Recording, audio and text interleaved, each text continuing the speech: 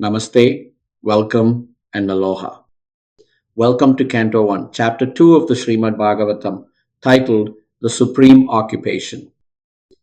After the sages in Naimisharanya posed their crucial questions about the ultimate good for humanity, Suta Goswami now begins to answer.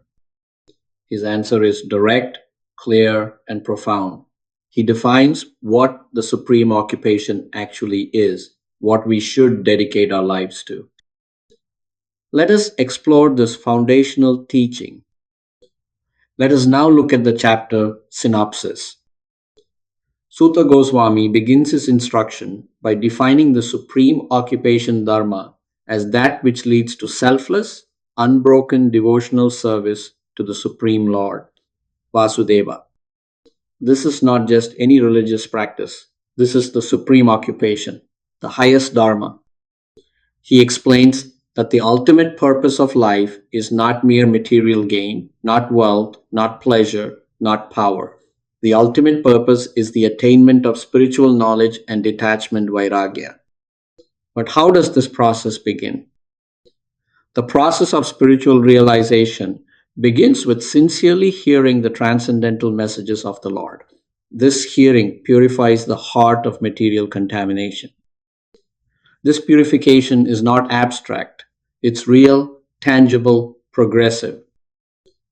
As the heart becomes purified through hearing, unwavering devotion gradually develops. This devotion culminates in the realization of the absolute truth in three aspects: Brahman, the all-pervading spiritual energy; Paramatma, the supersoul within the heart; and ultimately, Bhagavan, the Supreme Personality of Godhead. This chapter lays the foundation for everything that follows. It defines the goal and the process. Now, let us look at the key themes of this chapter. First, the definition of Dharma. What is the supreme occupation? What should we dedicate our lives to? Second, unalloyed devotional service, Bhakti. Service without material motivation, without interruption. Third, the power of hearing Śravaṇam. This is where the process begins. Hearing is not passive, hearing is transformative. Fourth, heart purification, Ceto-darpaṇa-mārjanam. The mirror of the heart is cleansed through hearing. Fifth, the gradual development of knowledge and detachment. This doesn't happen overnight. It's a process. And finally, the realization of the absolute truth in its complete manifestation, Brahman, Paramatma, and Bhagavan. These themes weave together to form a complete picture of the spiritual path. Now let us look at the core teaching of this chapter. The core teaching is clear and unambiguous. The highest form of religious practice is the cultivation of devotional service directed toward the Supreme Personality of Godhead, Vasudeva, without any material motivation or interruption. Let me repeat that: without any material motivation or interruption. This is not devotion for getting something, not devotion for wealth, health, success, or even liberation. This is devotion for its own sake, pure devotion, and it's uninterrupted, not occasional, not when convenient, but continuous, steady, unwavering. This practice establishes real knowledge and detachment, leading the soul away from temporary material existence. But where does it begin? The foundational step is attentive hearing of the Lord's glories. This is not casual listening. This is attentive, focused, sincere hearing. And this hearing immediately purifies the heart and establishes the path to self-realization. This is the core teaching. Supreme Dharma is unmotivated, uninterrupted devotional service to Vasudeva, beginning with attentive hearing.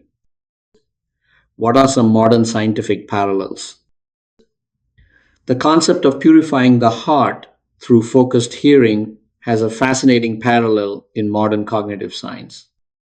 Research shows that consistent, targeted input like mindfulness practice or positive affirmations structurally alters neural pathways and reduces psychological distress. What you consistently expose your mind to literally changes the structure of your brain. This is neuroplasticity, the brain's ability to reorganize itself based on experience and input. The chapter's emphasis on hearing transcendental messages is not mystical, it's practical neuroscience. The input you choose shapes your consciousness. Furthermore, the gradual development of devotion and detachment mirrors the neurological principle of habit formation. When you repeat behavior without seeking immediate reward, what psychologists call intrinsic motivation, it leads to deep seated personality changes. This detoxification of consciousness from immediate gratification cycles results in greater stability and clarity. Modern psychology calls this moving from extrinsic to intrinsic motivation. The Bhagavatam calls it moving from material desire to pure devotion. Same process, same result, different language. What are some practical applications which can be associated to the learnings from this chapter? How do we apply this teaching in our daily lives? First, individuals should dedicate a specific time daily to attentively hear or read transcendental literature. Not when you have time, not if you feel like it, but a specific time daily. Make it non negotiable. Treat this input as essential nourishment for consciousness. Just as you feed your body daily, feed your consciousness daily. Second, adopt a service attitude in your occupation. Whatever work you do, perform it diligently without attachment to the results. This cultivates the required detachment vairagya. You're not working for yourself alone, you're working as service. This shift in consciousness transforms everything.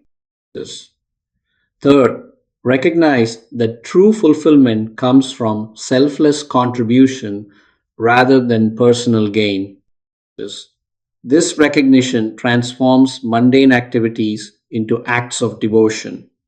Your job becomes devotion. Your relationships become devotion. Your entire life becomes devotion. The practice is simple: daily hearing, service attitude, selfless contribution. These three practices establish the supreme occupation in your life. What can young people learn from this chapter? This chapter offers crucial wisdom for young people navigating modern life. True success isn't just about achieving external goals. It's not just about getting the job, making the money, gaining the status. True success is about finding a purpose that brings deep satisfaction and helps others. This chapter teaches something you need to understand. Be careful what you listen to and watch. The input you consume shapes your consciousness. The music you listen to, the shows you watch, the content you scroll through, all of this is programming your mind. The right input, good stories, wisdom, transcendental messages, helps clean your mind and focus your energy on positive, lasting goals. You have a choice about what you consume. Choose wisely. Your youth is the time to establish the foundation. Don't waste it on inputs that pollute consciousness. Use it to build something lasting. What can older generation learn from this chapter? This chapter speaks powerfully to those with life experience. It confirms that the culmination of a life dedicated to duty and experience should be a deeper focus on spiritual inquiry and detachment from worldly results. You worked, you achieved, you accumulated experience and perhaps wealth. Now what? The chapter teaches that the time spent hearing the glories of the Lord is the ultimate investment. Not investment in the stock market, not investment in property, but investment in consciousness, investment in eternity. This ensures that your final years are spent in peaceful contemplation and preparation for the spiritual journey ahead. You have the maturity to understand that material achievements are temporary. Now is the time to focus on what's eternal. Dedicate time to hearing, cultivate detachment, deepen your devotion. This is the supreme occupation for your stage of life. Canto 1. Chapter 2 of the Srimad Bhagavatam is titled The Supreme Occupation, and it defines the highest Dharma. It is unmotivated, uninterrupted devotional service to the Supreme Lord Vasudeva. This practice begins with attentive hearing of transcendental messages, which purifies the heart and gradually develops knowledge and detachment. The process culminates in the realization of the absolute truth as Brahman, Paramatma, and Bhagavan. This is not abstract philosophy, this is practical guidance for living. Choose your input carefully. Adopt a service attitude. Cultivate selfless contribution.